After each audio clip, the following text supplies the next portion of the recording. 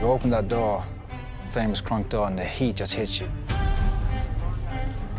It's overwhelming. And then there was this guy called Bam, who used to run the gym, and he'd be shouting, fresh meat, we're gonna get you, white boy, we're gonna get you. In the summer of 2010, a 21-year-old Irish traveler showed up at the Kronk gym in Detroit and asked for an audience with the renowned trainer, Emanuel Stewart. I said, hi, it's Emanuel here. He said, who are you? I said, I'm Tyson Fury, the next heavyweight champion of the world. I just remember looking up, seeing this big, tall, white guy, like 6'9", like nobody's even come in the gym that big before.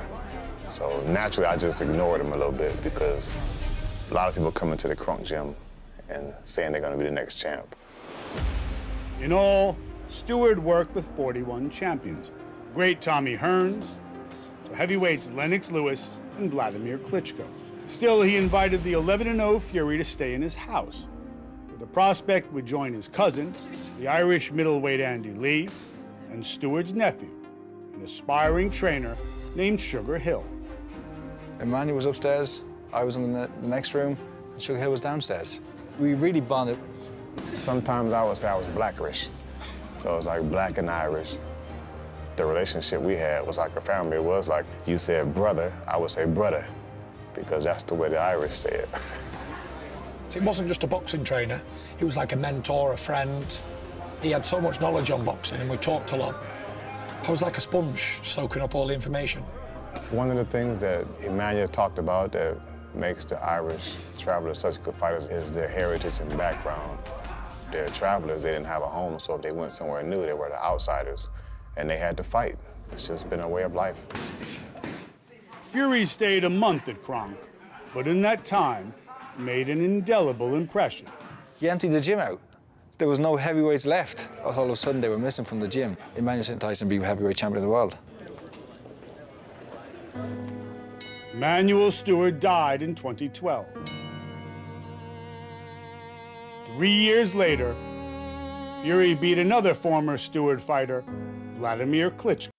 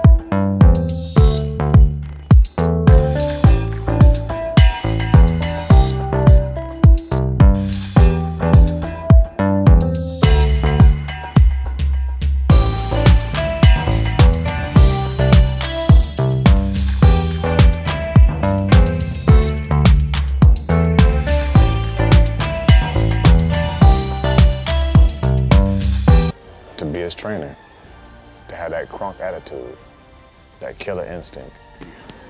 Traditionally, a Kronk fighter, he's tall, he jabs, and he punches through. But what they teach in Kronk is how to set an opponent up. When Tyson Fury beats Deontay Wilder, it's a legacy of Kronk, which is a legacy of Emmanuel. There's a certain toughness inside of Tyson Fury. Don't ever underestimate Tyson.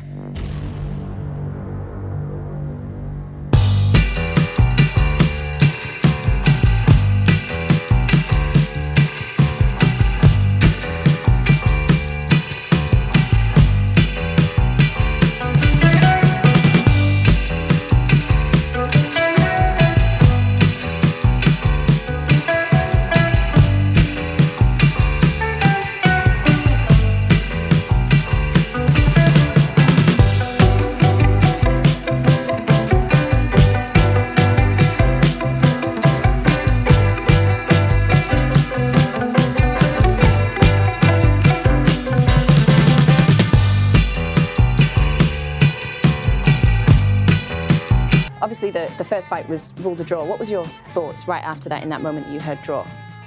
You know, the decision's one thing, but I know we both fought our hearts out in the ring. When you're having a controversial fight, I mean, no one can be mad because it's like the rematch and you got something to fall back on and look forward to the second time around. It's no good crying over spilt milk, and that's why we're doing a rematch, to put it all the wrongs right. Then I said I was gonna baptize that ass. Swallow, come on. That's so sure I'm gonna kick this ass all over that ring. I'm gonna rip his head off his body. A lot of people see Deontay in and out of the ring over here, and they think of him as the most confident man in boxing. You, meanwhile, have been relatively personal with your insults. You've called him a and you've called him a bitch. Do you feel like he's I like that. Can I say it overrated? again? That was nice. Do you feel he's overrated?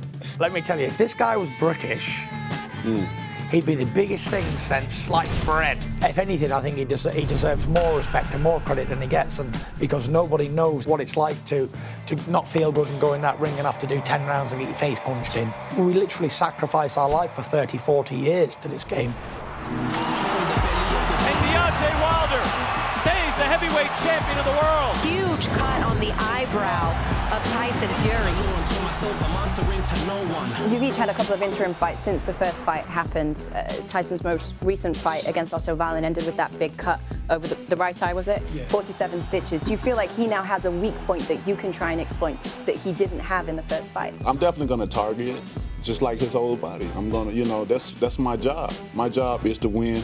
But the thing is, am I bothered about getting punched in the face? Not really. I don't want a cut or a referee judging decision or anything to spoil this fight. I want it to be the fight that people talk about in 100 years. If I'm going out, I want laying out cold on my shield, like a Spartan. Underneath the right hand, Deontay Wilder. He is the baddest man on the planet. Everybody obviously talks about Deontay's right hand. You felt it twice, been down on the canvas, got right back up, and looked good after getting back up. Do you care about his right hand? The thing is, everyone goes on about Deontay Wilder's right, but it was his left that buried me twice. Hit me with the right hand on the 9th round, followed by a left hook, and he hit me with a massive right hand, and on the way back, boom, a big left hook again. So the left hook's underestimated as well. Give us one final reason to watch the fight, February 22nd. Talk to the fans. I'm gonna seek and I'm gonna destroy it. Because when that bell rings, oh, baby, don't blink. Don't blink. Ever watched the film Friday? Big Debo. It's gonna be Big Wilder. You got knocked the out, man! And that's all she wrote. 2 rounds. That way or that way. Either way you want it.